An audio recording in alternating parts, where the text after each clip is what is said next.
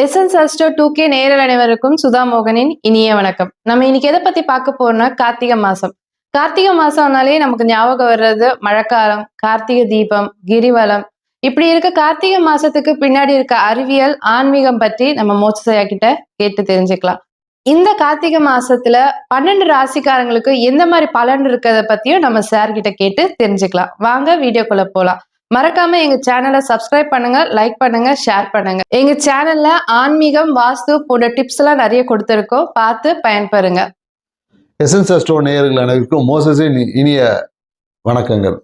So Karthigai மாதம், ஏன்னா கார்த்திகை மாதம் அப்படின்னாவே உடனே நமக்கு ஞாபகம் வருது என்னன்னாக்கா அந்த கார்த்திகை தீபம். பார்த்தீங்கன்னா நிறைய சிவாலயங்களுக்கு பார்த்தீங்கன்னா இந்த கிரிவலம் போவது, மேலும் நிறைய சபரிமலைக்கு வந்து ஐயப்ப சாமிக்கு வந்து மாலை போடுவது, கார்த்திகை விரதம், இதுதான் நமக்கு வந்து ஞாபகத்தில் வரும். ஏன் இந்த கார்த்திகை மாதத்துக்கு மட்டும் இந்த ஒரு ஸ்பெஷாலிட்டி அப்படின்னு நம்ம தெரிஞ்சுக்கணும். ஏன்னா அந்த ஒரு விஷயத்தை, ஏன்னா ஒவ்வொரு மாதத்துக்கும் ஒரு ஸ்பெஷாலிட்டியான விஷயங்கள் இருக்கு. அந்த ஸ்பெஷாலிட்டி உணர்ந்து நாம் அந்த ஆன்மீக காரியங்கள் ஈடுபடும் போது தான் நம்மளுடைய ஆன்மீகம் வந்து நமக்கு முழுமையான பலனை தரும். ஏன்னா ஏன் கார்த்திகை மாசத்துக்கு விளக்கேற்றோம், மீதி நாள் விளக்கேற்றக்கூடாது அப்படின்னு. ஏன்னா பேர்லயே பார்த்தீங்கன்னா கார்த்திகை பிரிச்சிங்கன்னு வச்சுக்கீங்களேன். காரண மழை, தீன நெருப்பு, கைனா கையாளனம். அதாவது இந்த காலகட்டம் எப்படின்னா மழைக்காலம். அப்போ மழையை எதிர்கொள்வதற்கு பார்த்தீங்கன்னா நம்ம என்ன பண்ணோம், நெருப்பை அதிகம் பண்ணணும். அந்த நெருப்பு அதிகமாகும் போது அந்த மழைகளால் வரக்கூடிய தாக்கத்துல இருந்து நம்மளை பாதுகாக்க முடியும் என்பதுதான் இதுக்கு பின்னாடி இருக்க இயற்கை சார்ந்த அறிவியல். அப்ப அந்த நெருப்பை வெறுமனே ஏத்துறது ஒண்ணு இருக்கு. அதே நெருப்பை நம்ம சவுல ஏற்றும் போது உணவு சமைக்கிறோம் இல்லையா, அடுப்புல பற்ற வைக்கும் போது நமக்கு உணவு சமைப்பதற்கு பயன்படுது. அப்ப அதே விஷயங்களில் நம்ம அந்த நெருப்பை கொண்டு நம்ம ஆன்மீகத்தையும் வளர்க்க முடியும். நம்மளுடைய ஆன்மீகம் இந்த காலகட்டத்தில் கார்த்திகை விரதம் இருந்து நீங்கள் செய்யக்கூடிய அனைத்து விஷயங்களும் இந்த காலகட்டம் உடனடியாக சித்தியாகும். எங்க வந்து பஞ்சபூத தன்மையில சமநிலை அடையுதோ, பஞ்சபூத தன்மை எங்க சமநிலை அடையுதோ அந்த இடத்துல காரிய சித்தி வந்து நடக்கும். குறிப்பா என்னன்னாக்கா அக்னியை மூட்டி செய்யக்கூடிய விஷயங்களும் சித்தி அடையும். ஏன்னா அக்னி ஒரு இடத்துல நல்லா இருக்கும் போது அதை வந்து அந்த காரியத்தை செயல்படுத்தக்கூடிய ஆற்றல் உதவும். அதனாலதான் நமக்கு திருமணத்தப்ப பார்த்தீங்கன்னா அக்னியை சாட்சியா வச்சு திருமணம் பண்ணுவாங்க. நம்ம ஆன்மீகம் எல்லாமே கேட்டாம பூஜைக்கான வேலையே இல்லை, விளக்கேற்றி தான் நம்ம பூஜை பண்ணுவோம். அப்ப எல்லா இடத்திலும் அக்னி என்பது பிரதானமா இருக்கு. மேலும் அக்னி மட்டும்தான் பார்த்தீங்கன்னா எப்போதும் ரொம்ப தூய்மையா இருக்கிறது பார்த்தீங்கன்னா அக்னி தான். ஏன்னா நீரோட ஒரு பொருள் கலந்து அதோட சேர்ந்துடும். நிலத்தோட ஒரு பொருளை கலக்குமோ அது மிக்ஸ் ஆயிடும். ஆனா அக்னி மட்டும்தான் என்ன பண்ணிடும், அனைத்தையும் எரித்து தன் சுய நிலையில வந்து நிற்கும். நீ என்ன குப்பையை கூட எரிச்சு தான் நிலையில வந்து நிற்கும். ஸோ அதே போலதான் இந்த மாதத்துல நம்மளோட கர்மங்களை எரித்து நம்ம ஆத்ம சுத்தி பண்ணணும். நம்ம ஆத்மாவை, நம்ம சிவத்தை செறிவா வச்சுக்கணும், மிகுந்த ஆற்றல் மிகுந்த பியூரிட்டியா வச்சுக்கணும். இந்த கார்த்திகை மாதத்துல ஒவ்வொரு ராசிக்கும் என்ன மாதிரியான நற்பலன்கள் இருக்கு அப்படின்றத நம்ம ஒவ்வொரு ராசியா பார்ப்போம். வாங்க வீடியோக்குள்ள போவோம். மேஷ ராசிக்காரங்களுக்கு இந்த கார்த்திகை மாசம் என்ன மாதிரி நற்பலன் இருக்கு, எந்த இடத்துல கவனமா இருக்குன்றத பத்தி நம்ம கேட்டு தெரிஞ்சுக்கலாம். மேஷ ராசிக்காரங்களுக்கு இந்த காலகட்டம், இந்த கார்த்திகை மாதம் என்ன மாதிரியான நற்பலன்களை வழங்க போகுதுன்னு தான் பார்க்க போறோம். ஏன்னா இந்த காலகட்டம் பார்த்தீங்கன்னா குருவோட பார்வை பார்த்தீங்கன்னா உங்களுடைய 8ஆம் இடத்தை பார்க்கிறார், 10ஆம் இடத்தை பார்க்கிறார், வெறும் 12ஆம் இடத்தை பார்க்கிறார். அதனால என்னன்னாக்கா மேஷ ராசிக்காரர்களுக்கு இந்த காலகட்டம் என்னன்னாக்கா தொழில் ரீதியான புதிய தொழில் தொடங்கக்கூடிய வாய்ப்புகள் என்பது உருவாகும். நிறைய பேருக்கு என்னன்னாக்கா தொழில் பார்ட்னர்ஸ், ஃபைனான்சியல் பார்ட்னர் எதிர்பார்க்க, தொழில வந்து தொழில் தொடங்குற பணம் இல்லையே, யாராவது பணம் கொடுத்தா தொழில் தொடங்கலாம் அப்படின்னு எதிர்பார்க்கக்கூடிய மேஷ ராசிக்காரங்களுக்கு இந்த காலகட்டத்தில் பண உதவி கிடைக்கும். அதே போல என்னன்னாக்கா நிறைய விஷயங்களுக்கு பார்த்தீங்கன்னா ஒரு தீர்க்க முடியாத வியாதின்னு சொல்லியிருப்பாங்க. இந்த வியாதியா மருந்தே இல்லைங்க, இதுக்கு சரியே ஆகாது இப்படின்னு சொல்லக்கூடிய விஷயங்களுக்கு எல்லாமே சரியான மருத்துவரை பார்க்கக்கூடிய ஒரு தன்மை வந்து இந்த காலகட்டத்தில் கிடைக்கும்.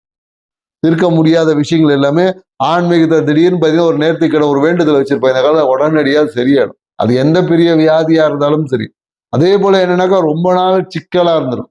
ரொம்ப நாள் சிக்கல், ஒரு முடிவே தெரியாத விஷயங்கள் எல்லாமே இந்த காலகட்டத்தில் உங்க ஆன்மீகத்தின் வழியாக முடிவுகள் கிடைக்கும். ஒரு ரிசல்ட் வந்துடும்.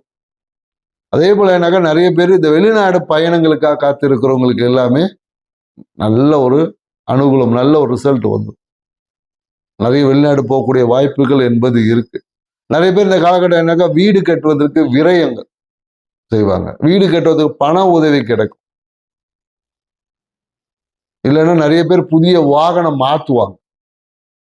இவ்வளவு நாள் வீடு கட்ட முடியல, வீட்டுக்காக ஏதாவது ஒரு அழுத்தம் இருந்துகிட்டே இருக்கும். வீட்டை கட்டிட்டு ஆரம்பிச்சுட்டு நிறைய பேர் பாதியில நின்று இவங்களுக்கு எல்லாமே என்னன்னாக்கா அந்த வீடு துடக்குவதற்கான ஒரு வாய்ப்புகள் என்பது இந்த காலகட்டத்தில் உருவாக்க போகுது. அதுக்கான ஆரம்பம், தொடக்கம் அப்படின்னு நம்ம சொல்லலாம். ஸோ இவ்வளோ நல்ல விஷயங்கள் இருக்கு. அதே போல என்னன்னாக்கா சில விஷயங்களை ரொம்ப கவனமா இருக்கணும். ஏன்னா இந்த காலகட்டத்தில் மேஷ ராசிக்காரங்க பார்த்தீங்கன்னா எங்கேயாவது போயிட்டு இந்த சுற்றுலா போகும்போது, இல்லை இந்த கிணத்துல வயல்வெளியில போயிட்டு இந்த கிணத்துல குதிக்கிறேன், கிணத்துல நீச்சல் கத்துக்கிறேன், இங்க போகும்போதெல்லாம் ரொம்ப கவனமா இருக்கணும். ஏன்னா அந்த இடத்துல ஏதாவது ஒரு விபத்தை சந்திக்கக்கூடிய ஒரு தன்மை வந்துடும்.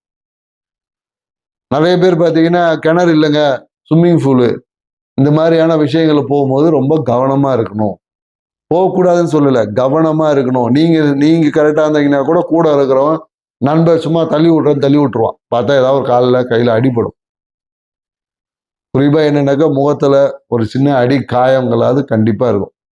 ஏன்னா இந்த காலங்களில் மேஷ ராசிக்காரங்களுக்கு இதை சொல்ல, கிணறு பக்கம், குளம், ஏரி, இல்லை சிட்டினா ஸ்விம்மிங் பூலு, இந்த மாதிரி நீர்நிலைகள் தேக்கக்கூடிய இடங்களில் செல்லும் போது ரொம்ப கவனம் இருக்கும். ஏன்னா இந்த இடத்துல போகும்போது சில ஆபத்துக்கள் ஏற்படுவதற்கான வாய்ப்புகள் இருக்கு அப்படின்றத மேஷராசிக்காரர் உணர்ந்துக்கணும்.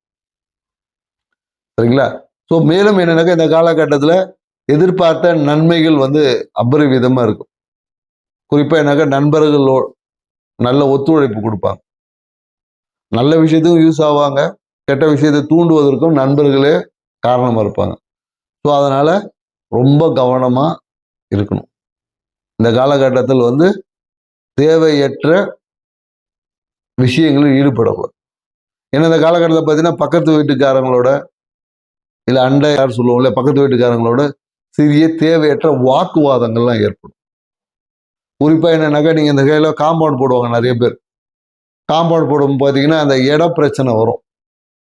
ஏன் இடத்த தள்ளி காம்பவுண்டு போட்ட, உங்க இடத்துல போட்டேன்னு சொல்லி சிறிய இந்த காம்பவுண்டு பிரச்சனை, இந்த காம்பவுண்டு தேடி இதை ஏதாவது சொல்லுவாங்க, இந்த கோழி போயிடுச்சு, இந்த ஏதாவது ஒன்று உள்ள போயிடுச்சு, உங்க காம்பவுண்டு சரியில்லை, காம்பவுண்டு கீழே வந்துச்சு, இந்த மாதிரியான விஷயங்களால பிரச்சனைகள் பக்கத்து வீட்டுக்காரோட வருவதற்கு வாய்ப்புகள் இருக்கு. அப்படி வந்தாலும் நீங்க என்ன பண்ணணும்னா சரின்னு சொல்லி அமைதியா போயிடணும். இயற்கையில ஏதோ ஒன்று நடந்துச்சு அப்படி போயிடணும். அதை போய் நியாயப்படுத்துறேன்னு போனீங்கன்னா அது ஒரு போலீஸ் ஸ்டேஷன் வரையும் எடுத்துட்டு போயிடும். சரிங்களா? ஸோ அப்போ தேவையற்ற விஷயங்களில் ஈடுபடுவதை குறைத்துக்கணும். ஏன்னா இதுக்கான காலகட்டம் உங்களோட கிரக சூழல் என்பதை புரிஞ்சுக்கணும். இது ஒரு 2 மாதம் 1.5 மாதம் கழிச்சு சரியா போயிடும். தானா சரியாயிடும். பக்கத்து வீட்டுக்காரன் இன்னைக்கு மறைச்சிப்பாங்க, ஒரு 2 மாதம் கழிச்சு பேசக்கூடிய சூழலும் அதே கிரகம் தான் ஏற்படுத்த போகுது. ஸோ அப்போ இன்னைக்கு நம்ம அதை கொஞ்சம் ஒரு 2 நிமிஷம் கட்டுப்படுத்திக்கிட்டோன்னு வச்சுங்க, பிரச்சனை இல்லாமல் சுமூகமாக அதை கடந்து செல்ல முடியும். ஸோ அதனால அதே போல என்னங்க நிறைய பேர் இந்த காலகட்டத்தில் எங்கேயோ ஒரு டாக்குமெண்டேஷன் கையெழுத்து போடும் போது, அந்த மாதிரி ஏதாவது ஒரு விஷயங்களை கையெழுத்து போடும் போது ரொம்ப கவனமாக குறிப்பாக இந்த காலத்தில் ஜாமீன் அடுத்தவர்களெல்லாம் ஜாமீன் நிற்க மேஷ ராசிக்காரங்க அடுத்தவங்களுக்கெல்லாம் போய் ஜாமீனே நிற்கக்கூடாது. நின்னாலும் கையெழுத்து போடக்கூடாது. ஏன்னா அடுத்தவர்களை பொறுப்பு ஏற்றுக்கும் போது என்ன ஆயிடும்னா அந்த பொறுப்புக்கு நீங்க தான் காரணமாய் பிரச்சனை, உங்களுக்கு தான் மன அமைதி கெட்டு போயிடும். ஏதோ ஒரு சந்தோஷத்துக்காக ஏதோ ஒரு பெருமைக்காக ஒன்று பண்ணியிருப்பீங்க, அந்த பெருமையே உங்களை ஒன்றும் இல்லாமல் பண்ணிவிடும். ஸோ அதனால இந்த காலகட்டத்தில் டாக்குமெண்ட் சார்ந்த விஷயத்துல கொஞ்சம் கவனமா இருக்கணும். ஏன்னா கையில் ஒரு டாக்குமெண்ட் வச்சிருப்பேன், டப்புன்னு தொலைந்து போகலாம். சரிங்களா? தொலைஞ்சு போகிறதா 1க்கு 2 ஜெராக்ஸ் காப்பிலாம் எடுத்து வச்சுக்கணும். வெளியூர் பயணம் செல்லக்கூடியவங்கள கையில் ஒரு 2, 3 ஜெராக்ஸ் காப்பி டாக்குமெண்ட், ஒரிஜினல் டாக்குமெண்ட்லாம் கேரி பண்ணும்போது ரொம்ப கவனமாக கையாளணும். அவசரத்தில், ஏன்னா இந்த காலகட்டம் சில சூழல்கள் உங்களை நெருக்கடிக்கு ஏற்படும். அர்ஜென்ட்டாக உடனே பண்ணணும் இப்படி அப்படின்னு பண்ணும்போது அதை கையாளும் போது ஏதோ ஒரு மறதியில விட வாய்ப்பு இருக்கு, இல்லை தவற விட வாய்ப்பு இருக்கு. இந்த மாதிரியான சூழல்கள் இருக்கும். ஸோ மேஷராசிக்காரர்கள் டாக்குமெண்ட்ஸ் அந்த விஷயம், அந்த காம்பவுண்ட் பக்கத்து வீட்டுக்காரங்க விஷயத்துல தேவையில்லாம் மூக்க நுழைக்கூடாது. அப்படியே பிரச்சனை வந்தாலும் சுமூகமா அடுத்த மாதம் பார்த்துக்கலாமா அப்படின்னு தள்ளி விட்டுட்டு போகிறதா உங்களுக்கு பரிகாரமாக இருக்கும். ஸோ அதனால் இந்த விஷயங்களில் கொஞ்சம் எச்சரிக்கையோடு செயல்பட்டு பார்த்தீங்கன்னா இந்த கார்த்திகை மாதம் உங்கள் வாழ்வில் அனைத்து நன்மைகளையும் அனுபவிக்கக்கூடிய மாதமாக இருக்கும். செஞ்சு பாருங்கள், வாழ்க்கை சிறப்பாக. நன்றி, வணக்கம்.